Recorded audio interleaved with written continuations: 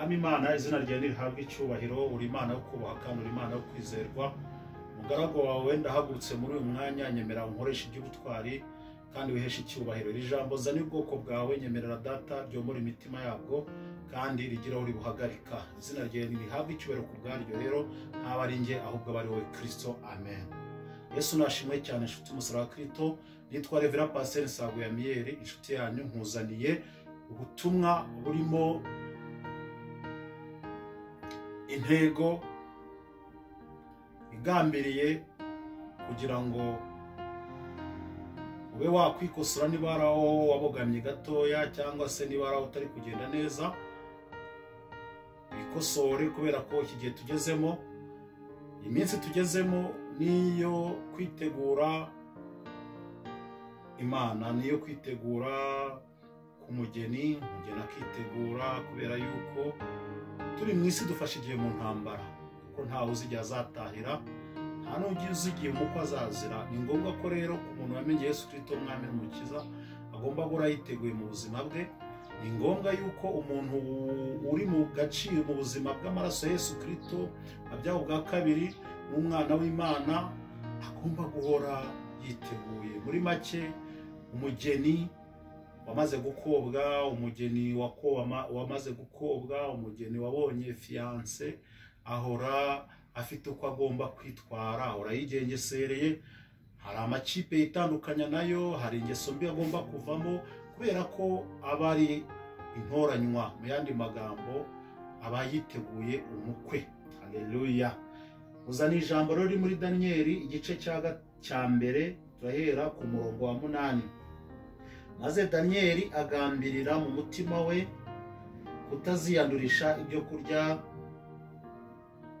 by'umwami cyangwa vino yanywaga. Mbabarire. Maze Daniyeli agambirira mu mutima we kutaziyandurisha ibyo kurya by'ibwami cyangwa vino yanywaga. Aricyo cyatumye yinginga uwo mutware w'inkone kugira ngo atiyanduza. Umurongo wa 9. Kandi Imana yari yatumye Daniyeli atona ku mutware w'inkone, agakundwa nawe. Amen. Haleluya. Inshuti yanjye, Daniyeli rero, umugaragu w'Imana Daniyeli icyo gihe kugira ngo agere mu rugo rw'ibwami, mbere umwami yabanje gutoranya abana agomba gushyira mu rugo rwe bitewe n'impamvu yari afite. Daniyeli yaje kuba intoranywa. Ijambo ry'Imana ritubwira ko Daniyeli yari umuntu usobanukiwe n'Imana. Daniyeli yari umuntu w'umugeni. Daniyeli yari umugeni witeguye umukwe we. Daniyeli yari umuntu ugomba kuzaba mu ijuru. Daniyeli yari umuntu utarigeze yiyanduza. Daniyeli yari umugeni watojwe, yari umugeni wigishijwe. Daniyeli yari umugeni nyamugeni w'intoranywa. Igihe cyarageze rero ubwo umwami yafataga Daniyeli n'abandi basore bari bari kumwe, dukomeje tugasoma kino gice, hari harimo ba Berushazari, hari harimo abasore bagera muri 4 batoranyijwe n'umwami.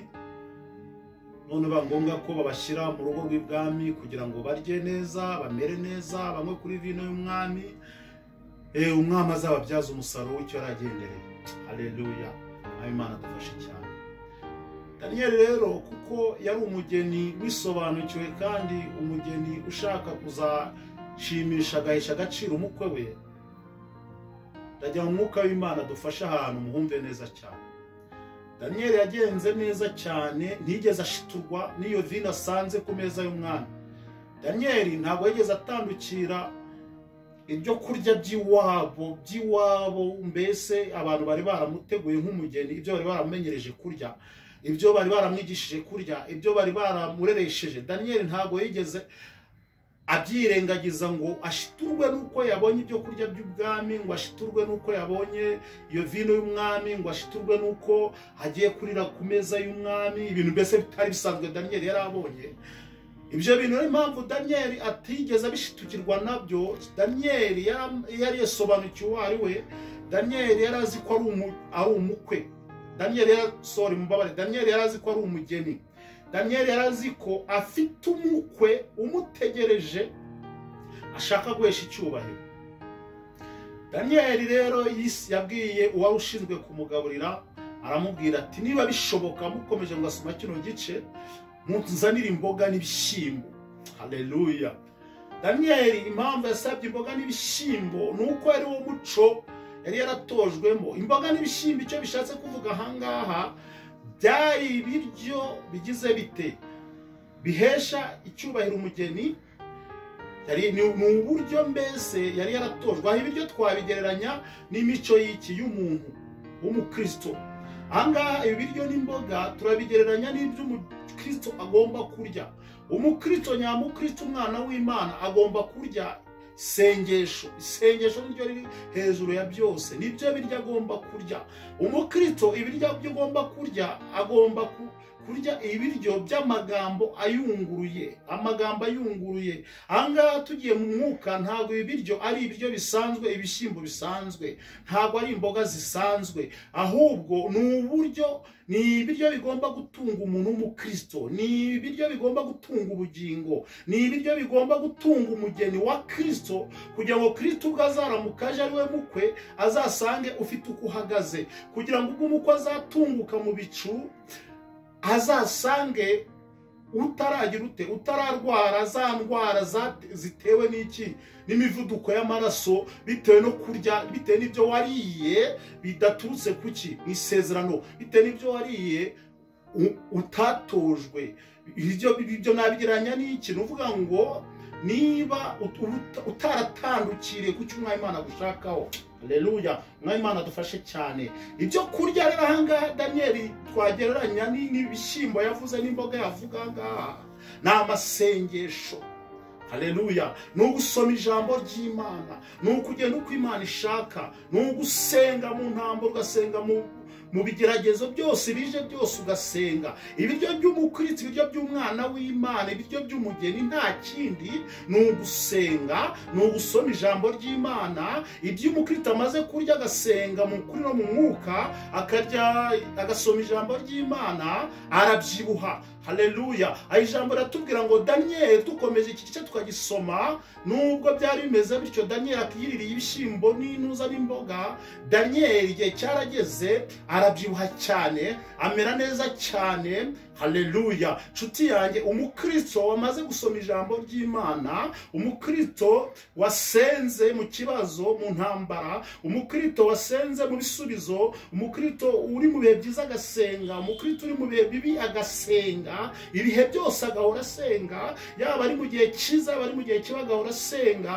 yaba ari mu ntambara agasenga, yaba ari mu munezero agasenga, yaba ari mu mashina agasenga. Uwo mukristo ntabwo ahutazwa n'imiyaga, uwo mukristo ntabwo ahutazwa n'ibihe bibi, uwo mukristo ntabwo aterwa ubwoba n'intambara z'ibihe bihindagurika. Uwo mukristo kubera yuko aba ari ibiryo yarereshejwe akikura mu mwuka, kubera ko akivuka ubwa kabiri bya biryo yarariye ari ryo jambo ry'Imana, ari ryo gusenga, uwo mukristo igihe kiragera ahora byibushye. Daniel dukomeza gusoma no jambo mu gice cya mbere cya Daniel yariye imboga, arya ibishyimbo, arangije arabyibuha. Wa murinzi w'umwami bari bamuhaye kubagaburira, agiye kureba Daniel asanga ba Daniel bameze neza cyane. Haleluya. Ahangaha kiri jambo ryari rigendera no kukubwira ngo we muntu wamenye Yesu Kristo, reka gushiturwa n'ibyo ubona, reka gushiturwa n'inzaduka, gira uko ugenda,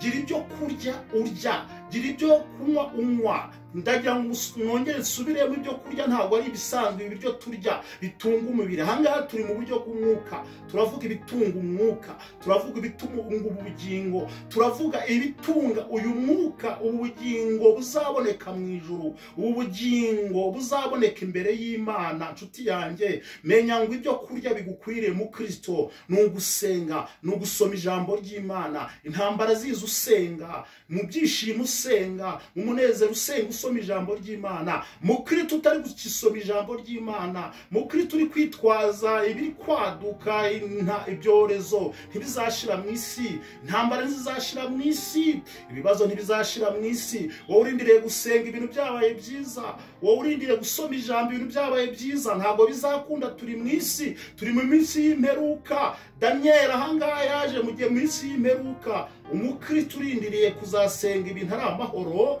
uwo nguwo amaze gukakara, uwo nguwo arimo ariyandurisha ibiryo by'ibwami. Nshuti yanjye, niba wari umaze kurambarara, niba wari umaze kubivamo, niba wari umaze kumva ko muri ibi bihe bidakunda gusenga, niba wari umaze kumva ko muri ibi bihe bidakunda gusoma ijambo, ndakwinginze unyobora umwuka w'Imana, subira ku rufatiro, kontorore, ureke utari ibiryo by'ibwami, ureke utariye ibiryo bidahesha Imana icyubahiro.